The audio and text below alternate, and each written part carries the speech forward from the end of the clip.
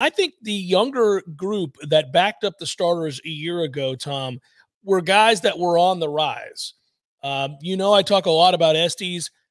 There's a technique issue with him and a consistency issue with him, but there's not a physical issue with him. He is strong. He's athletic. He's arguably the strongest guy of that group. So does he enter into the picture? This is the kind of question I would ask for Alex Atkins, and I will ask him. Does he enter into the picture as a guy that can secure something by spring's end, or emerge as a possible starter by spring's end? That's one question I have.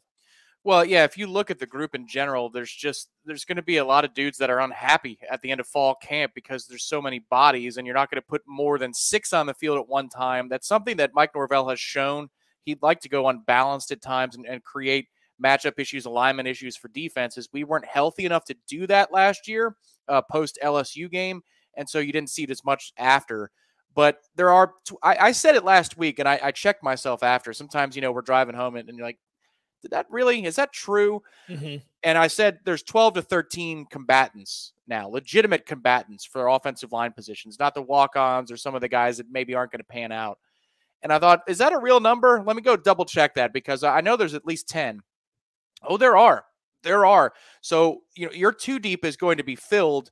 And then there's going to be some runoff guys that would have been starters probably 2 or 3 seasons ago for Florida State. So to do the exercise very quickly, I'll go through the offensive line number by number.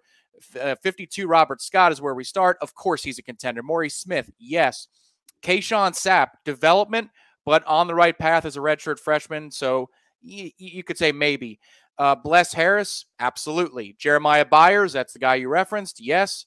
How about Thomas Schrader? If he's healthy, sure. Kanaya Charlton, loved the size, and he looks like he's going to be somebody in the next year or 2. But this is a big camp for Kanaya. If you want to be on the early end of your career, you want an extra year, he could be in the mix. Casey Roddick, definitely. Dimitri Emmanuel, we'll see what the deal is with eligibility there, but he's listed on FSU spring roster, so could be. Armella, Jalen Early, Keandre Jones from Auburn, yes. Darius Washington, yes. Estes, Daughtry Richardson, and Lucas Simmons. You are well over 10 able-bodied offensive linemen entering into spring camp. Some of those guys are going to be underdogs to be a starter or even on the 2 deep, but that doesn't mean that a Jalen Early or a Daughtry Richardson or Kayshawn Sapp or even a true freshman Lucas Simmons can't make the rotation beyond the starting 5. This is a lot to sort out for Alex Atkins over the next 2 camps. What a wonderful problem to have. Yeah.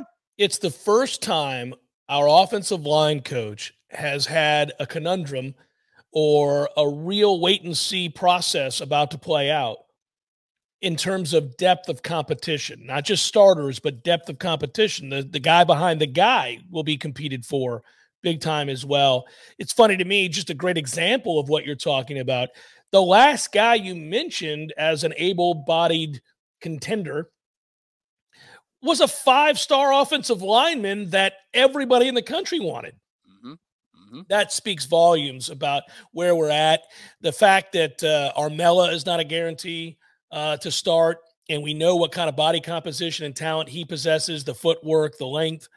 Not saying he won't start, but he's not a guaranteed starter. So it's so impressive. It will also be interesting to see, they cross-train all these guys, a lot of them anyhow. And I think it's important when you are trying to find your best 5 that you get guys that you can move around. In the past, you didn't have real tackles. So guards were playing tackle, yep. and you had guards playing guard, guards playing tackle, guards playing center. You really didn't have – you had a bunch of guards is what you had. And you didn't have an option of he's a real center and that guy projects as a real center. These 2 gentlemen are real offensive tackles. They project as offensive tackles in the NFL if they make it. We didn't have a lot of luxury in that regard. You were just trying to find the most physical, most talented, the deepest, the heaviest, the strongest, the best footwork. Even if they were guards, you were just going to move them around and get them to a spot because you needed those guys out there. You legitimately have competition battles at tackle, at center, at guard now. By guards, by centers, by tackles, and that is a big deal. So Darius Washington, for example, has been one of the emergency tackles for many years now at Florida State. And what's crazy is he's only a redshirt junior, but 6'4", 300. that's just not the profile and the body type of a tackle. And, No, and not at all. if you want to go where we all want to go here at Florida State, that's not going to do it. Unless the dude is preternaturally gifted, and no disrespect to Darius, he's not. But he is an excellent Swiss Army knife across the offensive line. The closer he is to the football, the better off he is. All right, Julian Armella in year 2 of the program. Here's his profile. 6'6", 314 pounds. That's that is much more tackle. Here's the real deal, though, in terms of size and profile. Lucas Simmons, as a true freshman, 6'8", 307 pounds as a true freshman. Yes, please. 6'8", with that reach and those feet. Yep. If he puts on 20 pounds in a hurry, and he could, buddy, I don't think he'll start as a freshman, but I suppose he could. Oh, I mean, he could be in the rotation at right. And again, you look at this schedule, and I know last year we were just the novel concept of blowing out 6 or 7 opponents in a season was welcomed here with open arms. It had been a long time since there were that many blowouts. And I don't mean to sound greedy, but look at that schedule. Come on, you need to have another 4 to 6 blowouts this upcoming year if you're going to go the places that we expect FSU to go. So whether or not, you know, Lucas Simmons is your true right, because you could play him at right for a year to get his feet wet, but he should get at least 4 games of heavy experience in terms of being in the rotation.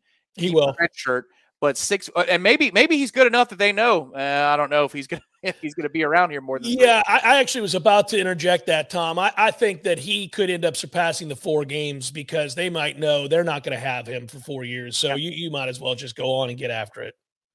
That's why it's critical to have a guy like that here for spring camp, because if you think that he profiles as a minimum service time player before going to the pros, then you need him to be an early enrollee so that by the time we get to LSU is probably asking a little too much. Yeah. But by the time we get into the meat of September, or if you want to wait till after the Clemson game and then that October slate of sorry-ass home games, you say, here you go, Lucas, low leverage home games, make it happen. Yeah, there are nice little landing spots on the schedule for some of these guys to make their debuts and then obviously climb up the depth chart and become a true #1 starter in big games.